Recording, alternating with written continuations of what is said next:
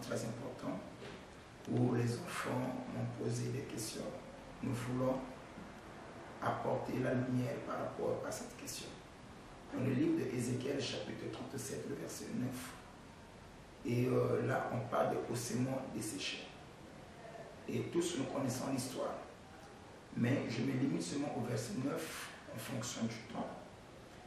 Et la Bible dit que Ézéchiel prophétisa selon l'ordre qu'il avait reçu de l'Éternel. Quand Ézéchiel a commencé à prophétiser, les os se sont reformés. Quand il a commencé à prophétiser, il y a eu des chairs, il y a eu des nerfs. Mais le verset 9, c'est là où ça attire notre attention. Pour que l'esprit revienne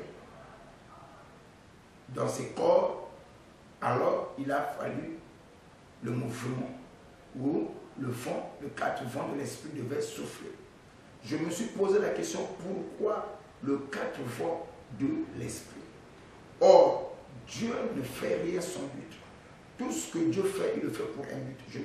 Il n'a pas dit le 3 vents de l'esprit, ni 2 vents de l'esprit, ni 5 vents de l'esprit, mais plutôt le 4 vents de l'esprit. Alors, dans l'évangile, quand on essaie un peu de parcourir, on voit le chiffre 4 et a été cité 279 fois.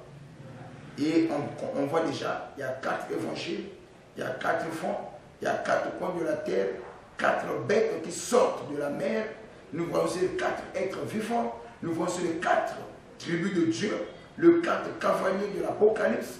Et nous avons aussi les 4 anges liés au fleuve Euphrate. Et nous avons aussi 4 chérubins et les 4 points cardinaux. Il y a 4 saisons. Nous avons tous, il y a 4 saisons. Il y a le printemps, il y a été, il y a automne, il y a aussi l'hiver. Toujours le chiffre 4. Nous avons aussi, pour que Israël soit formé, ok, il a fallu que Jacob soit marié à 4 femmes. Et nous allons aussi voir, dans le tabernacle, il y avait une table. La table de pain de proposition. Il devait avoir les 4 pieds. Et sur la table, on mettait 4 pains de proposition. Toujours le chiffre 4 revient toujours. Nous voyons encore Jésus-Christ qui est identifié à un animal, à un agneau. L'agneau devait avoir 4 pattes et 2 cornes. Or, le 4 pattes de l'agneau n'est rien d'autre que le 4 épouses de Jacob. Et les 2 cornes de l'agneau symbolisaient la loi au témoignage. Donc, tout ce que Dieu fait, il le fait pour un but. Et je vais encore plus loin. Quand on prend Meshach, Shadrach, Abednego, on le jette dans le fournaise ardent. Et la Bible dit que la 4e personne s'ajouta. Toujours le chiffre 4. Pourquoi le chiffre 4? Et on va encore plus loin. Il y a quelqu'un qui avait ce que nous appelons la promesse de Dieu.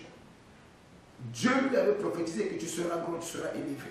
Mais pour que sa prophétie se réalise, ce dernier, il a fallu le 4e fils de Jacob, qui est Judas, puisse entrer en scène. Vendre son frère. Qui a vendu Joseph? C'est Judas. Si Judas n'a pas vendu son frère, je ne pense pas que ce que Dieu avait dit à Joseph n'allait pas s'accomplir. Pour que cela s'accomplisse, il a fallu le 4e fils de Jacob. Toujours le chiffre 4. Bien aimé, nous poursuivons toujours sur le chiffre 4. Et pourquoi le chiffre 4?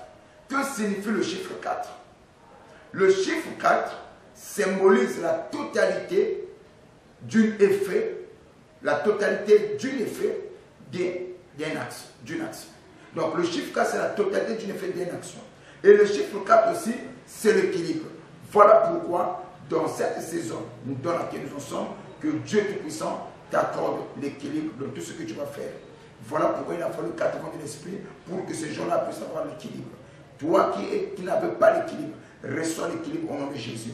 Toi qui étais déséquilibré, que mon Dieu t'accorde l'équilibre. Parce que le chiffre 4, c'est la totalité des effets d'une action. Voilà pourquoi cette année, le 4 vents de l'esprit va souffler de tous côtés, afin que tout ce que tu as perdu revienne à toi. Si tu peux me donner amen là où tu me suis, que cela qui te soit fait selon ta foi au nom puissant de Jésus. Amen. Amen.